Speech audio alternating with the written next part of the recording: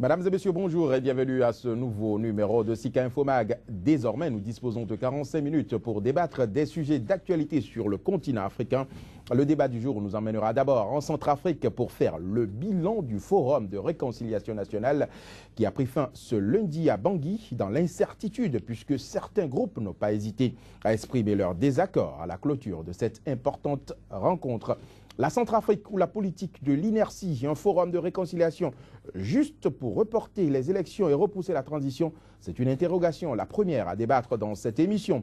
Ensuite, nous ferons un tour au Burundi pour évoquer la question de la candidature du président Pierre Nkurunziza pour un troisième mandat. Une candidature qui divise les Burundais et les chefs d'État de la sous-région. Le troisième mandat de Nkurunziza au Burundi ou un embarras pour les chefs d'État est-africains. Ce sera le deuxième sujet en discussion ce jour sur Sika Info Mag, votre émission d'information consacrée au décryptage de l'actualité sur le continent africain. Mais avant de retrouver nos invités pour le débat, voici le point de l'actualité à travers ce flash d'information.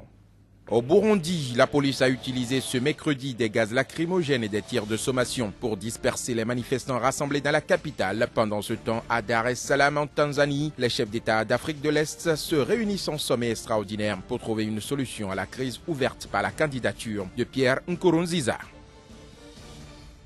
Au Bénin, le ministre de l'Énergie et de l'Eau a démissionné ce mardi suite à un scandale financier lié à la mauvaise gestion de 4 millions d'euros d'aide au développement des Pays-Bas pour l'accès des populations à l'eau potable. Cette affaire a entraîné la suspension de l'aide au développement accordée par les Pays-Bas au Bénin.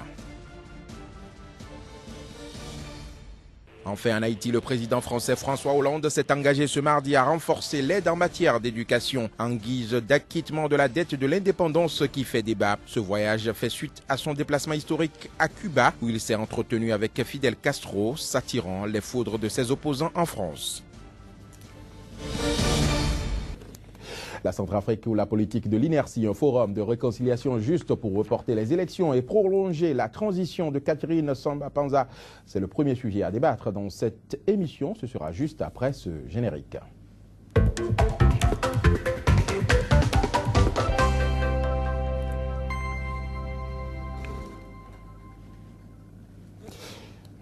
Pour débattre de la Centrafrique, j'ai sur ce plateau donc Lama Balo, journaliste et rédacteur et directeur de l'Ouest de la radio Soleil FM, la radio la plus écoutée aujourd'hui au Bénin en Afrique de l'Ouest. Donc Lama Balo, bonjour.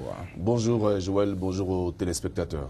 J'ai également sur ce plateau Emmanuel Crépy, il est journaliste à la rédaction de Sika TV. Emmanuel Crépy, bonjour. Bonjour Joël. Si tout va bien, nous allons dans un instant joindre de l'autre côté notre correspondant à Bangui, Hubert Marie Diamani, qui a suivi ce forum centrafricain pour Sika TV. Mais en attendant, revenons sur ce plateau avec nos deux invités. Je démarre avec vous, donc Lam Abalo, un forum national de réconciliation qui a réuni plus de 600 participants. Les Centrafricains décidés donc à relever désormais leur pays. Au bout du rouleau, on a assisté à quoi? Au report des élections et à la prolongation de la transition dirigée par CSP, Catherine Samba-Panza. Est-ce que vous pensez vraiment que ce forum justement a servi à quelque chose à part prolonger justement le mandat de Catherine Samba-Panza? Je vous remercie pour la question. Je pense personnellement qu'on ne pouvait pas s'attendre à mieux en Centrafrique. On ne pouvait pas s'attendre à mieux parce que ce pays avait beaucoup de défis à relever, des défis sur le plan institutionnel, des défis sur le plan de la démobilisation, sur le plan de la réhabilitation également, du désarmement et tout ça. Il y avait beaucoup de défis à relever et lorsqu'on sait dans quelles conditions le forum a été organisé, lorsqu'on sait que ces derniers temps, il y a eu plus de 70 partis politiques en Centrafrique alors qu'il n'y avait que 30 places prévues pour le forum, vous comprenez qu'on avait fait le lit à toutes les contestations possibles. Et moi, je ne trouvais pas une autre issue que celle qu'on a eue là, c'est-à-dire prolonger le mandat de la transition et puis la décision dont vous avez parlé. Donc, pour moi, il n'y avait pas grand espoir par rapport à ce forum-là. Je m'attendais à ces décisions qui ont été prises. Il s'agit donc d'un forum, juste pour on aurait pu quand même, dans un salon, prolonger le mandat de la transition sans organiser un forum. En Centrafrique, les gens connaissent réellement quels sont les problèmes du du pays. Et lorsqu'on sait quels sont les problèmes, on sait aussi à peu près quelles sont les solutions. Et je pense, pour ma part, qu'un forum n'était pas la solution à la crise en Centrafrique. En Centrafrique, il y a une crise de confiance, il y a une crise d'autorité, il y a une crise sociale, je dirais, une crise même ethnique et tout le reste. Donc on sait quels sont les problèmes qu'il y a. Le forum peut peut-être avoir servi de possibilité pour les uns et les autres de s'asseoir autour d'une table et de discuter. Mais moi, je n'attendais rien d'autre que les résultats qu'on a eus. Oui. Alors, ce qui inquiète aujourd'hui la transition, on a l'impression qu'elle n'a même plus de bornes. On ne connaît même plus la fin de cette transition. Aujourd'hui, on dit que la transition sera prolongée. Les élections seront organisées plus tard, donc il n'y a rien en vue. Est-ce que c'est normal? Avec moi que normalement le forum devrait répondre à toutes ces questions. Donc le forum n'a servi à rien du tout s'il n'a pas pu donner la possibilité aux uns et aux autres de donner un délai pour la transition. Mais qui est-ce que ça arrange réellement, ce genre de situation? Ça arrange les politiques, parce que le peuple centrafricain ne se retrouve pas dans ce genre de décision. Le peuple centrafricain a les mêmes problèmes, les problèmes qu'il a depuis des lustres. Je ne sais pas si on trouvera un jour une solution à la crise centrafricaine, parce que même ceux qui avaient quitté le pays entre-temps sont revenus dans le pays. Les gens ont des ambitions, ils ne veulent pas faire des concessions. Et si nous sommes dans un environnement où il n'y a pas de concessions possibles, moi je ne sais pas s'il y aura une suite. Peut-être qu'on laissera la nature ou Dieu, comme on dit souvent en Afrique, régler la crise centrafricaine. Oui, mais les hommes n'arrivent pas à s'entendre. C'est une crise créée par les hommes et il faut justement des Centrafricains. Il faut les politiques justement pour régler ce problème. Les hommes n'arrivent pas à s'entendre. Et lorsque les hommes n'arrivent pas à s'entendre, qu'est-ce qu'on fait? On s'en remet à Dieu. Peut-être que Dieu va régler la crise en Centrafrique. Certains diront qu'il faut mettre le pays sous protectorat. Alors, Emmanuel Crépy, est-ce que vous avez l'impression que ce forum national, ce grand forum, vraiment a servi à quelque chose, à part prolonger le mandat de Catherine Samba-Panza et reporter sine die les élections en Centrafrique? Merci Joël. Il faut dire que ce forum, je ne suis pas d'accord de penser que ce forum a servi uniquement à prolonger le mandat de la présidente de transition. Parce que, prenons d'abord ce forum, nous constatons que c'est vrai que par le passé, il y a eu d'autres rencontres qui ont été organisées dans le cadre de la résolution de la crise centrafricaine. Mais le forum de Bangui qui s'est déroulé tout dernièrement a eu le mérite par rapport à d'autres forums, notamment le forum de Brazzaville, de réunir toutes les parties prenantes à cette crise et pour la première fois, toutes les parties prenantes à cette crise autour d'une même table. Oui, et pour moi, il n'y a pas eu Djotodia, il n'y a pas eu Bozizé, donc ça veut dire que le forum était déjà parti estropié. Ce n'est pas que Djotodia ou Bozizé étaient écartés. Djotodia et Bozizé étaient invités à ce forum. Ils ont boycotté. Ils n'ont pas participé personnellement à ce forum, mais rien ne dit aujourd'hui que Bozizé n'a pas eu de représentation à ce forum, que Djotodia n'a pas eu de représentant à ce forum. La preuve, c'est que les milices qui soutiennent deux hommes étaient présents à ce forum. Je veux parler des anti-Balaka et des Séléka. Oui, mais qui ont justement manifesté leur mécontentement juste à la fin de ce forum? Est-ce à dire, est-ce que cela ne montre pas alors le désaccord qu'il y a eu autour des recommandations, des conclusions de ce forum? C'est pour cela que je me demande, est-ce que ce forum a réellement servi à quelque chose, à part prolonger le mandat de Catherine Samba-Panza? D'abord, même avant ce forum, on ne devait même pas s'attendre à ce qu'un forum d'une semaine règle tout le problème centrafricain. Parce que c'est énorme ce que vit la Centrafrique, ce que traverse la Centrafrique. Ce serait utopique de croire que ce forum allait régler tous les problèmes des Centrafricains connus jusque-là. Mais ce que je dis, c'est que ce forum a permis quand même de faire bouger les lignes. La première ligne, c'est que tous les Centrafricains se sont retrouvés autour d'une même table. Même si les recommandations aujourd'hui qui sont sorties de ce forum ne font pas l'unanimité, et c'est compte tenu d'un certain nombre de doléances émises par les miliciens, je veux nommer les anti-Balaka et la Séléka, qui n'ont pas été pris en compte, notamment libérer la libération de certains généraux de ces milices qui sont gardés dans les lieux de la détention. Et je dis, ce forum ne peut pas consacrer aujourd'hui l'impunité.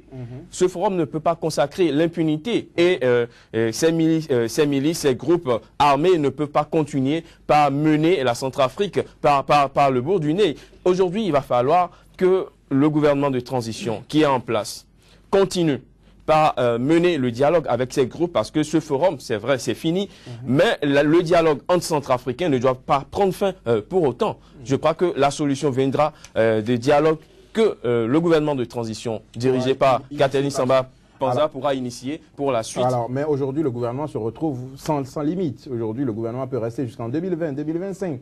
La transition peut durer éternellement puisque le forum n'a pas pu... On ne saurait dire aujourd'hui que le gouvernement de transition se retrouve sans limite, parce que dans son discours de clôture à ce forum, la présidente de transition a bien fait savoir que les élections seront organisées d'ici la fin de l'année 2015. Est-ce que vous pensez que cela pourra vraiment être organisé d'ici? Au moins déjà, c'est une forme... Avec l'instabilité, l'insécurité dans le pays, vous pensez réellement que ces élections pourront être organisées avant la fin de 2015?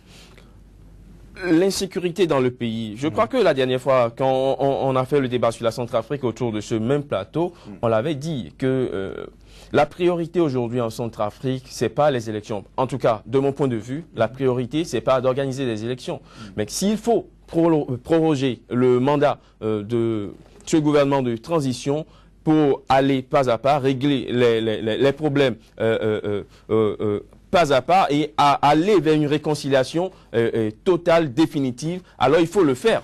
Parce qu'aujourd'hui, la priorité en Centrafrique, je crois, ça vient au niveau du désarmement des groupes armés, ça vient de la démobilisation, de la réinsertion de ces jeunes qui ont participé à ces groupes armés, non seulement dans l'armée pour ceux qui veulent porter l'uniforme, et dans la vie active, la vie sociale pour ceux-là qui veulent retrouver une nouvelle vie. Moi, je crois que la priorité aujourd'hui se situe là. Donc pour vous, la priorité, ce ne sont pas les élections. Sur la question centrafricaine, moi je vais être tranché. Je dis simplement que le forum a échoué. Parce que on nous a parlé d'un forum sur la réconciliation nationale. La question était tellement importante pour qu'on n'arrive pas à rassembler Bozizé et Djotodia, par exemple. Moi, je ne comprends pas que ces deux personnalités ne soient pas présentes à un forum sur la réconciliation nationale et qu'elles enverraient ou qu'elles envoient, je ne sais pas si la précision est là, qu'elles aient envoyé des représentants. C'est déjà un échec. Parce qu'il est important d'avoir autour de cette table-là ces acteurs politiques. Mais lorsqu'Emmanuel dit que ça a donné la possibilité à tous les Centrafricains de se réunir, je dis non, non, parce que il a été prévu 30 places pour les partis politiques. Mais tout récemment, en Centrafrique, on a eu près de 70 partis politiques qui ont été créés. Ça veut dire quoi? Ça veut dire que tous les partis politiques n'ont pas été représentés à ce forum. C'est clair. Alors, les questions que le forum devait régler, question de désarmement, question de réhabilitation, question institutionnelle par exemple, question de paix et de sécurité. Mais tout ça, est-ce qu'on a trouvé des solutions à ces questions? Moi, je n'ai pas lu les conclusions du forum, mais je n'ai pas eu l'impression qu'on ait réglé ces questions-là. Et pour moi, quand on n'a pas réglé un accord de désarmement justement a été signé à la fin c'est un accord. Vous savez, les milices ont pris l'engagement de désarmer, de démobiliser et de participer à la mise en place d'une armée nationale centrafricaine. Je souris. Je souris pourquoi? Parce que le problème africain, c'est d'abord le respect des accords. Une chose est de signer un accord, une autre est de respecter les accords. Et vous pensez, que ces miliciens ne vont pas respecter cet accord qu'ils ont signé? C'est pas la première fois qu'on signe de pareils documents dans le cadre en Centrafrique. C'est pas la première fois. Est-ce que ça a jamais été respecté? On a signé des accords dans beaucoup d'autres pays. Au Burundi, on a signé des accords. Est-ce que c'est respecté? On a signé des accords en Côte d'Ivoire, on a essayé de les respecter. Alors moi, je ne donne pas le problème de moralité des politiciens africains. Exactement. Mais revenons justement dans le cas de la Centrafrique. On a eu un mécontentement qui a été enregistré à la fin de ce forum de la part des anti-Balaka et des ex-Séléka. Est-ce qu'on peut dire aujourd'hui que ce mécontentement justement prévoit un avenir radieux ou non pour les recommandations issues de ce forum? Vous connaissez mon avis sur les recommandations. J'ai commencé par le dire. Je ne veux pas être un oiseau de mauvais augure. Je ne veux pas l'être, mais je veux espérer simplement que les différents, les protagonistes qui ont signé ces accords-là vont les respecter. Moi, c'est un espoir que je veux avoir. Mais en même temps, je veux être réaliste. Je veux être réaliste pour dire que en Centrafrique, le problème qui est là, c'est d'abord le problème des politiques. Les gens veulent contrôler le pouvoir, ne sont pas prêts à faire des concessions. Alors, si les gens décident de respecter les accords qui ont été signés, c'est tant mieux pour la République centrafricaine, qui a déjà connu beaucoup de difficultés. Alors, moi, je ne peux pas d'ici dire si c'est bon pour la Centrafrique ou pas, mais je pense qu'il y a quand même un peu d'espoir. On se permet de se donner de l'espoir, même si... Bon. Nous allons revenir tout à l'heure sur la faisabilité, justement, de cet accord de DDR, démobilisation et réinsertion des miliciens, justement, dans une armée centrafricaine. Mais Emmanuel, vous permettez, nous allons prendre très rapidement Marie-Hubert Diamani, le correspondant de Sika TV à Bangui, en Centrafrique, qui a suivi donc de bout en bout ce forum. Marie-Hubert, bonjour. Hubert Marie Diamani, bonjour. Vous êtes en direct sur Sika TV. Est-ce que vous nous recevez? Quelques difficultés techniques à établir donc la liaison avec Hubert Marie que j'ai du mal à recevoir sur ce plateau. Le retour n'est pas très audible. En attendant, Emmanuel Crépy, alors on veut mettre en place une armée commune, une armée donc qui va rassembler tous les anciens miliciens, tous ces anciens rebelles. Est-ce que vous pensez que c'est faisable? Oui, je crois qu'à l'entame de ce forum de Bangui, j'ai dit quelque chose autour de cette table. J'ai dit ce forum pourra porter des fruits si les différents acteurs qui participent y vont avec une certaine franchise. Si les acteurs qui participent à ce forum jouent carte sur table, si les acteurs qui participent à ce forum jouent la carte de la vérité. Aujourd'hui, on a comme l'impression que quelque part, tous les acteurs n'ont pas joué la carte de la franchise. Parce que je ne conçois pas qu'un certain Djotodia et qu'un certain François Bozizé, qui, soi-disant avoir signé un accord à Nairobi pour la paix en Centrafrique, n'ait pas eu le souci de participer à ce forum de Bangui. Un forum qui se trouvait au carrefour des grandes décisions qui pourraient mener enfin ce peuple vers la réconciliation, vers la paix tant désirée par la population centrafricaine. Je ne conçois pas qu'au terme d'un tel forum, qu'on observe de tels soulèvements, des barrières qui se retrouvent érigées encore, alors que ces barrières étaient petit à petit en train de tomber. Quelque part, il y a une forme de manipulation en sous-main qui est en train d'être... Est-ce qu'il y a manipulation ou bien mauvaise préparation, mauvaise organisation? Parce que là, le forum, ça veut dire que le forum n'a pas atteint ses objectifs s'il y a des mécontentements. Il s'agit d'un forum de discussion, de dialogue.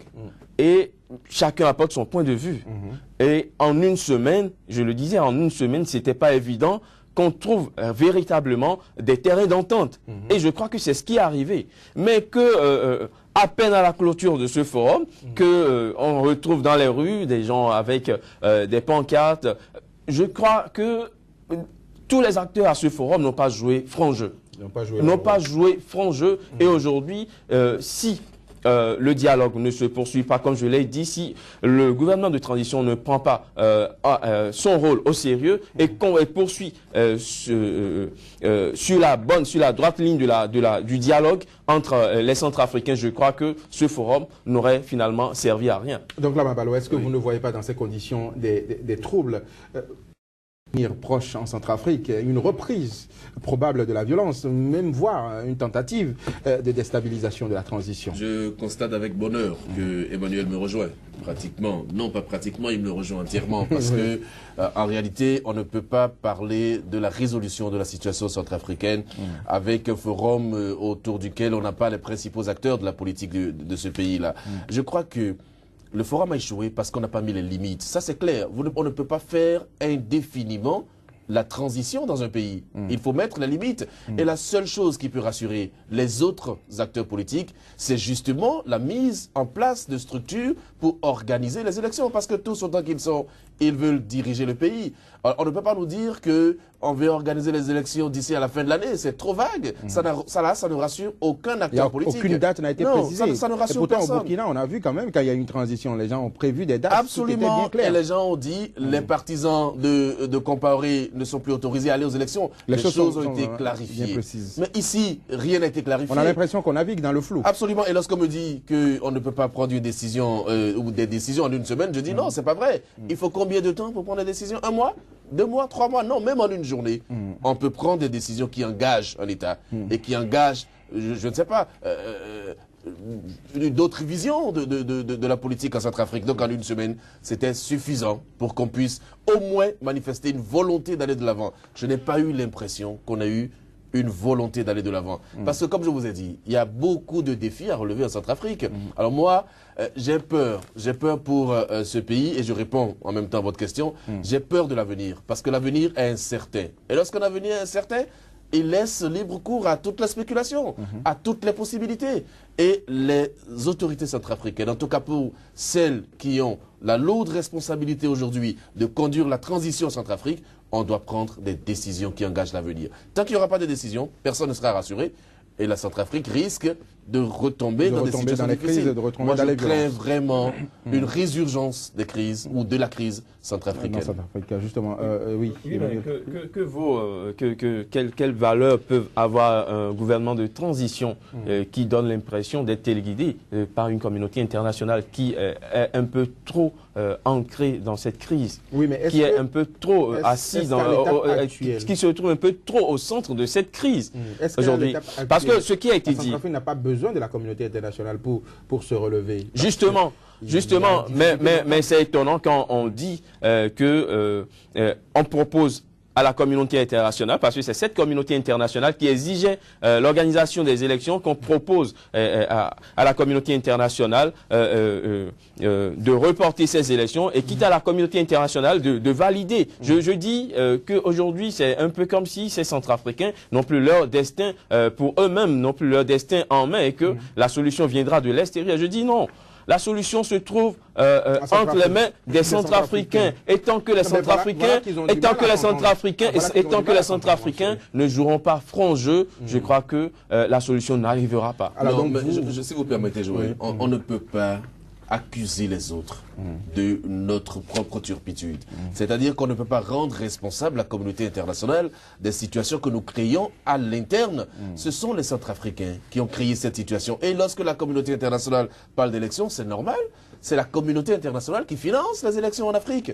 Et vous savez très bien comment ça se passe. Donc, on ne peut pas, tant qu'on n'a pas l'avis de la communauté internationale, surtout sur les questions d'organisation d'élections, aller de l'avant. Vous avez vu au Burundi, la Belgique a demandé qu'on reporte les élections ou a refusé même de financer les élections. Ça fait partie des pressions que la communauté internationale fait sur les peuples africains. Donc moi je pense qu'en Centrafrique aujourd'hui, même si on décide de faire les élections, et puisque ce sont les partenaires techniques et financiers qui financent les élections, on est obligé d'avoir leur avis sur ça, ou même leur accord par rapport à ça. Alors, moi je n'ai rien contre ça, mais je pense que lorsque vous êtes autorité, même si vous êtes autorité de transition, ça veut dire qu'en ce moment précis, c'est vous qui détenez l'effectivité du pouvoir. Donc vous pouvez prendre des décisions. Et je suis sûr que si les autorités de transition décident par exemple aujourd'hui de fixer une date pour les élections, en commun accord avec toute la classe politique, ça marcherait. Mais lorsqu'on va à un forum et on n'a pas de décision, on dit qu'on va organiser les élections probablement vers la fin de l'année, ça ne rassure personne. Et quand personne n'est rassuré, c'est libre cours à la débandade et à tout le reste. C'est important de le dire. À quoi serviront les élections si la Séléka est toujours armée et que les anti-Balaka sont toujours armés? À quoi serviront les élections? Qui sera élu à cette élection? Voilà, il y aura le président de la Centrafrique viendra aussi bien d'un camp comme de l'autre, pourrait venir d'un camp comme de l'autre. Mais est-ce qu'il y aura l'équitabilité? Je crois que ce gouvernement de transition est mieux aujourd'hui positionné pour gérer le désarmement. Et il faut prendre le temps de faire cette démobilisation avant de penser aux élections. C'est mon point de vue. Alors, vous savez combien de temps le désarmement peut durer, s'il vous plaît? Non. Le désarmement peut durer 1 an, 2 ans, 3 ans et plus. Et pendant ce temps, comment on gère le pays? Je suis d'accord avec vous. Pendant ce temps, qui gère le pays? Mais il faut déjà lancer le processus du désarmement. Parce que vous l'avez dit, donc là, que la résolution de la crise se situe dans la main des politiques. Je dis non. Aujourd'hui, la résolution de la crise se situe dans la main des groupes armés. Ce sont eux qui décident. Les politiciens aujourd'hui n'ont plus même le destin de la Centrafrique en main parce que les autres ont les armes en main. Mais alors, est-ce que sans un pouvoir légitime, sans un gouvernement légitime issu des urnes, est-ce que vous pensez qu'on peut réellement désarmer les miliciens? Manuel Crépy. Oui, on peut réellement désarmer les Centrafricains sans un gouvernement élu.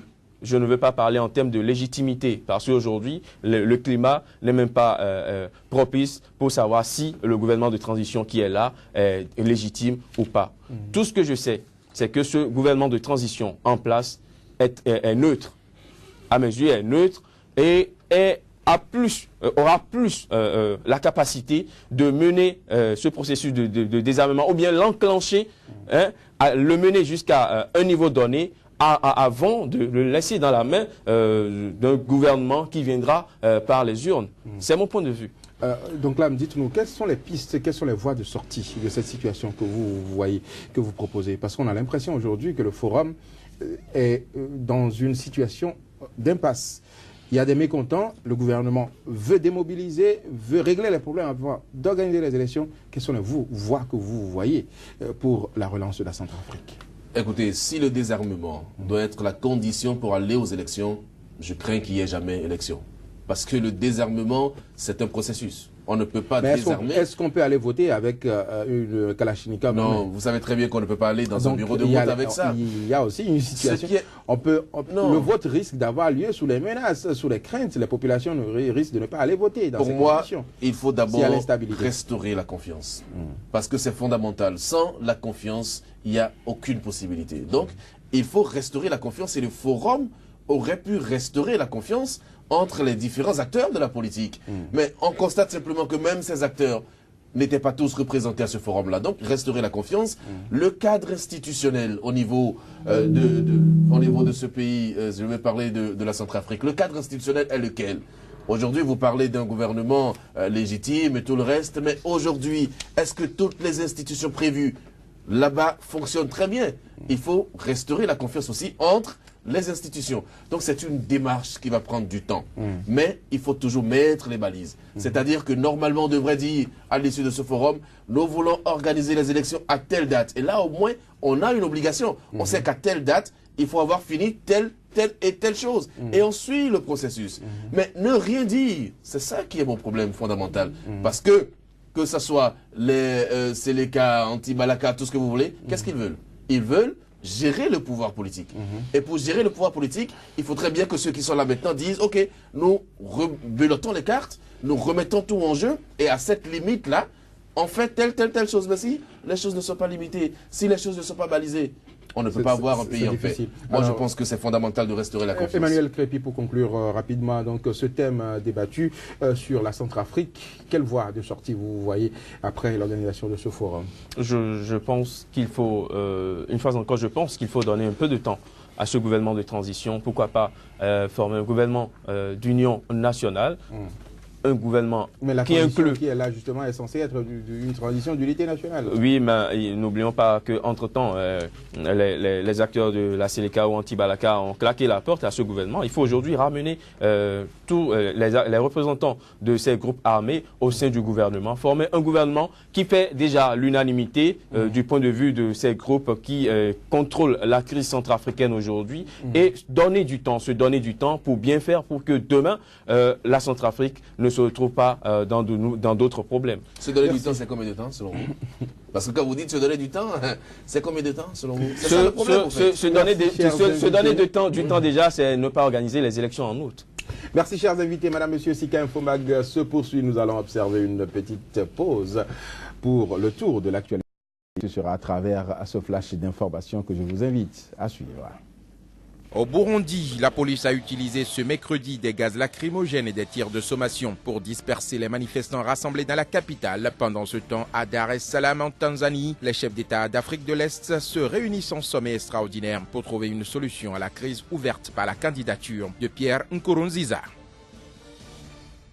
Au Bénin, le ministre de l'Énergie et de l'Eau a démissionné ce mardi suite à un scandale financier lié à la mauvaise gestion de 4 millions d'euros d'aide au développement des Pays-Bas pour l'accès des populations à l'eau potable. Cette affaire a entraîné la suspension de l'aide au développement accordée par les Pays-Bas au Bénin.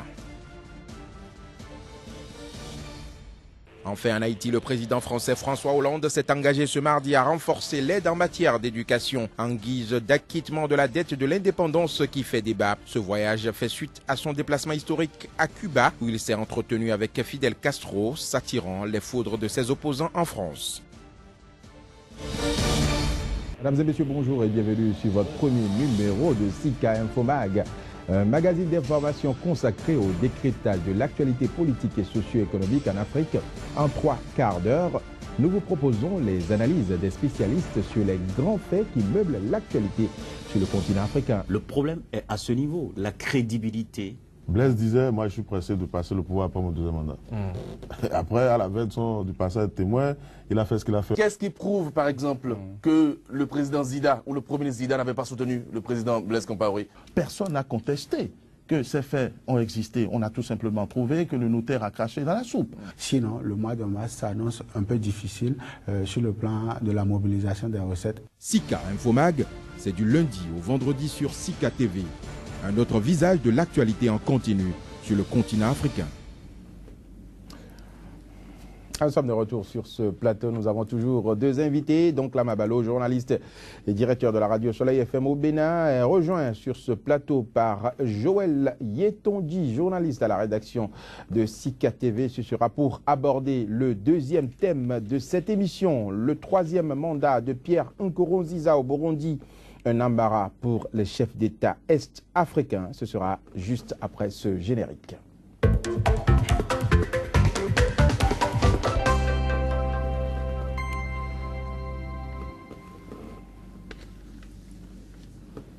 Le décryptage se poursuit donc avec vous, Joël Yetonji. Bonjour. Je le disais tantôt, les chefs d'État est-africains se prononcent sur la candidature, le 3e mandat donc voulu par Pierre Nkurunziza, alors que beaucoup parmi eux ont aussi cette velléité de rester au pouvoir et de briguer un 3e mandat. En fin de compte, Joël Yetonji, on est dans une situation sans issue apparemment au Burundi. Oui, la situation, elle paraît sans issue, mais il va falloir y trouver une solution. Mais il faut déjà faire remarquer que ces chefs, comme vous l'avez souligné, il y en a qui ont des velléités de revenir et très subtilement, pour le communiqué que le gouvernement tanzanien a fait diffuser largement sur la rencontre d'aujourd'hui, il a été stipulé qu'il est question de statuer sur la sécurité au Burundi et voir la situation des réfugiés. Pour moi, c'est une fuite en avant déjà qui veut tout dire de ce à quoi on peut s'attendre à l'issue de la rencontre d'aujourd'hui. C'est-à-dire que clairement, ces chefs d'État de l'Afrique centrale qui se sont réunis en dehors du président rwandais qui a vraiment donné de la voix, donné sa position, fustigé ce qui se passe. Dans l'ensemble, on manque de courage à travers ce communiqué pour dire clairement ce que l'on pense de ce 3e mandat. Alors, s'il faut se réunir pour parler de tout, parler des réfugiés, sans parler de ce pourquoi on en est arrivé là, vous voyez déjà, ça risque d'être une rencontre de plus. On a l'impression qu'ils éprouvent du plaisir à gérer ces réfugiés au lieu que de se pencher sur le problème politique posé au Burundi. Malheureusement, oui, ça y ressemble. C'est que quand vous avez les messales, c'est difficile. Qui sont ceux-là qui veulent aujourd'hui donner des conseils à Nkurunziza? Lorsque vous n'êtes pas... Il y a un certain Kabila, il y a un certain, je pense, le président tanzanien également, qui a des velléités. Ils ont tous des velléités, en fait. Alors, ils sont tous, sauf de bons démocrates, à moins que je me trompe. Mais l'histoire nous renseigne que ce ne sont pas des gens à même de montrer, d'indiquer la voie à suivre à Nkurunziza.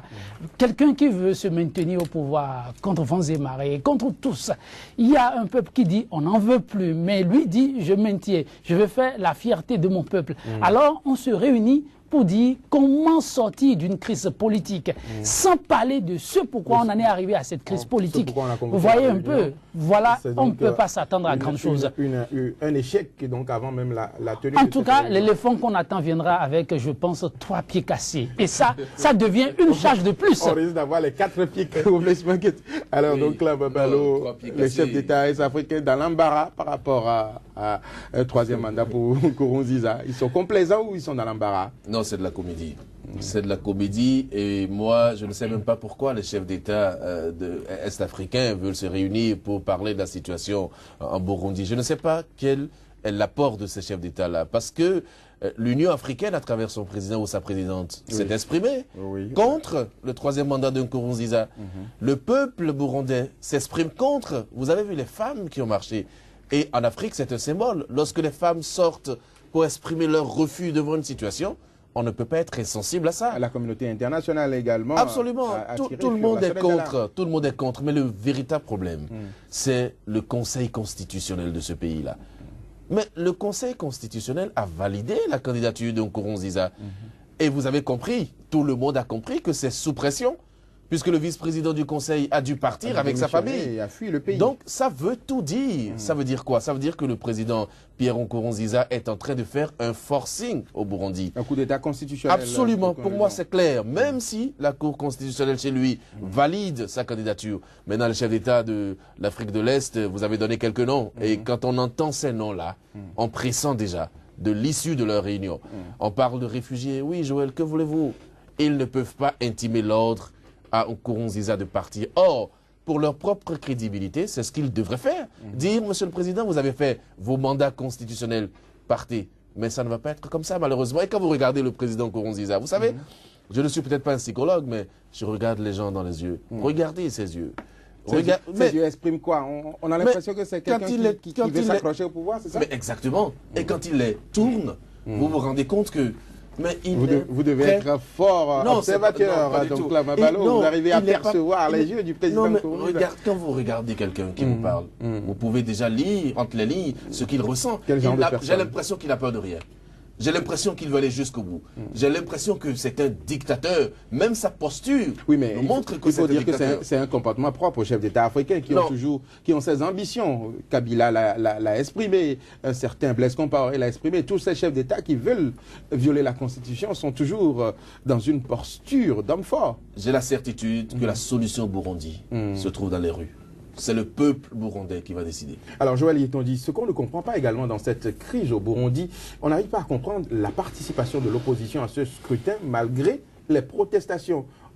On dit aujourd'hui que Nkurunziza n'a pas le droit de briguer un 3e mandat, il faut boycotter le scrutin, mais l'opposition a apporté sa candidature et veut participer à ces élections. Comment on peut expliquer alors cette situation ambiguë? Je veux simplement m'en tenir à la déclaration faite par le leader, le chef de file de l'opposition, qui dit oui, qu'il continue de croire qu'à la dernière minute, Nkurunziza va jeter l'éponge et le parti trouvera un autre candidat pour se substituer. C'est pourquoi ils ne veulent pas être surpris à la dernière minute. Donc, ça, c'est sa déclaration. Candidature dans l'espoir. Dans l'espoir, voilà. Mais c'est perdu d'avance.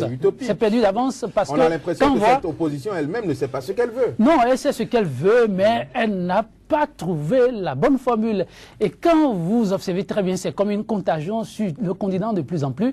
On dirait que l'opposition, la classe politique dite de l'opposition manque d'inspiration et n'a d'inspiration que des démarches de la population, du peuple, s'appuie sur le peuple, essaie de récupérer les initiatives du peuple pour se faire aussi une nouvelle santé, un nouveau sang pour aller de l'avant. C'est un peu ce que j'observe, parce que quand on observe Nkurunziza, il ne faut pas faire de grandes écoles pour s'apercevoir, comme l'a dit donc l'âme, que c'est quelqu'un qui ne veut rien laisser tomber. Il avance, il fonce très rapidement. Il a été le premier. Pendant que tout le monde dit c'est illégal ce qui se passe, pendant que le peuple, tout au moins, le peuple pour lequel lui veut gouverner, le peuple dit je n'en veux pas. Pendant que ce peuple tempête, lui, il va déposer sa candidature, lui premier. Ensuite, et très rapidement, la Cour constitutionnelle trouve le temps de statuer. Quand on sait tout le campagne électorale. Voilà, c'est le comble. Quand vous observez ça, vous voyez un homme qui évolue résolument vers un but. Il ne veut pas se faire décourager. En tout cas, dans ça, il est déterminé. Et là-dessus, il faut constater que le combat qu'il mène, ce n'est pas son seul combat. S'il ne continue pas à le faire, ils sont nombreux, vous l'avez dit tout à l'heure. On ne les cite pas. D'autres dictateurs tapis dans l'ombre. Mais ils mènent le combat de tout cela. Pour les autres chefs d'État qui veulent réviser la Constitution. Tout à fait. Hier, si Blaise a échoué, qui se trouve aujourd'hui un certain Nkurunziza qui tient tête, qui arrive à trouver la stratégie, il y a la communauté internationale qui dit non, on ne t'accompagne pas, qui demande un report. Vous pensez que si le président burundais réussit, cela va faire donc leçon pour les autres qui ont des ambitions? Forcément, ça va faire leçon. Ce n'est pas pour rien, je dis, que dans le communiqué officiellement diffusé, on n'a pas mentionné noir sur blanc qu'il s'agira de statuer sur le 3e mandat de Nkurunziza. Si ça marche, écoutez, tout le monde va suivre le mouvement, c'est ce qui risque d'arriver. Alors il faut taper fort, parce que dans ce qui se trame, malheureusement, il y a des gens qui ont leur compte à trouver, parce que vous savez, en matière d'aide, il n'y a pas que la formule consacrée, à savoir être un État démocratique, pouvoir bénéficier d'aide. Il y a des pays comme la Chine, qui est presque partout aujourd'hui, la Russie et autres, qui n'attendent à vous accompagner. Bon, pas les dictatures, eux, le problème... justement, qui ont des problèmes, les Occidentaux. Le problème justifié tout au moins. Les Occidentaux, les Russes et les Chinois sont... Vous avez compris. Donc quand c'est comme ça, Nkurunziza n'a pas encore tout perdu, en tout cas de sa bataille. Et pour pouvoir la mener à entendre peut-être raison, il faut une fois encore que le peuple soit prêt à faire encore le sacrifice suprême. Il y aura encore quelques pertes en vie humaine, malheureusement, mais il va falloir tenir bon. Parce qu'il n'y aura pas de dialogue, je trouve. Donc, Lama Ballo, est-ce que vous pensez qu'aujourd'hui, la liberté que Nkurunziza a, c'est fait exprès par les chefs d'État africains qui le laissent justement aller jusqu'au bout de ses ambitions parce qu'ils veulent se servir de cela comme leçon également? Non, le cas Nkurunziza doit faire école. Moi, je pense qu'il faut faire échec à cette velléité du président burundais d'aller à un troisième mandat. Il faut faire échec à ça. Et qui va faire échec? Qui va l'obliger? C'est le peuple. Aujourd'hui, il est prêt à mater justement les manifestants. Il va tuer tout le monde. S'il tue tous les Burundais, il va diriger qui? J'ai entendu des femmes crier, pleurer pour dire que voilà un président qui veut gouverner sur le sang des fils de ce pays. Il ne peut pas tuer tout le monde. Oui, mais vous savez que le pays a connu une guerre civile. Mais justement. Des centaines de milliers ont été tués, mais il en restera toujours. Oui, donc aujourd'hui, il n'a pas peur justement qu'il y ait des morts. Oui, mais parce que le pays a connu une pareille crise, il est exposé, le pays, à en connaître une autre. Et je suis sûr que lorsque vous avez connu la guerre, comme ça a été le cas au Burundi, c'est que vous n'avez plus peur de la guerre. Et regardez un peu comment les manifestants réagissent depuis quelques jours. Ils battent des policiers. Et j'ai vu des images qui m'ont dérangé. On courait dans tous les sens. Les policiers couraient dans tous les sens.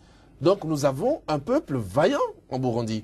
Et un peuple qui a connu déjà la guerre. N'oubliez pas ça. Et moi je pense que... Vous voulez dire que les manifestants aujourd'hui n'ont plus peur de rien? Non, ils n'ont plus peur de rien. Et c'est dangereux pour le président Nkurunziza de toutes les façons. Parce vous voyez quelle issue alors pour cette crise au Burundi? J'ai peur. J'ai peur que le Burundi ne retombe encore dans la guerre.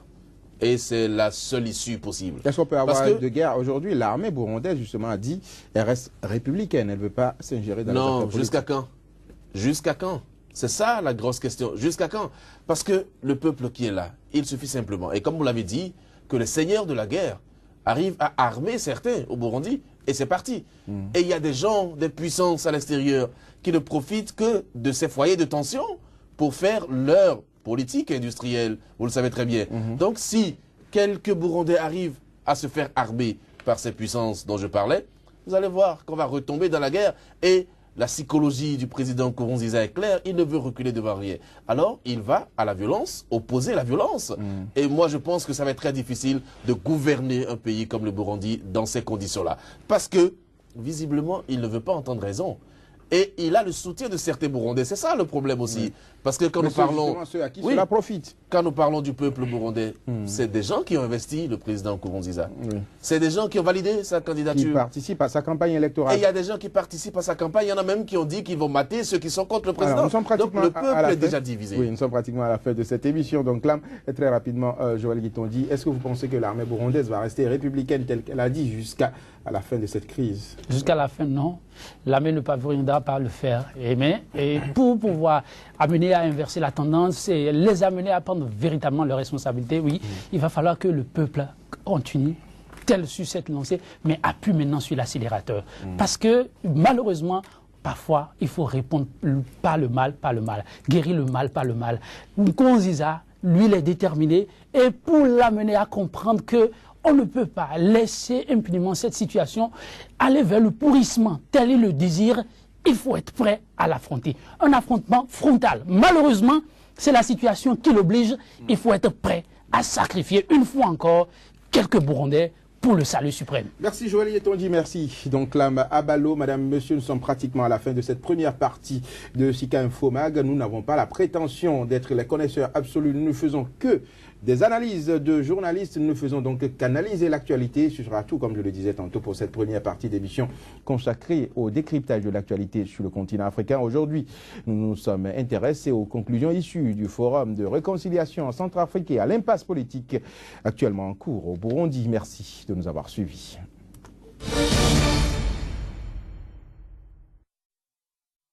On se poursuit à présent. Voici l'actualité économique à travers le journal de l'économie qui vient mettre un terme à Sika Infomag de ce jour. Je vous laisse donc en compagnie de Ides Armoissou pour les nouvelles économiques.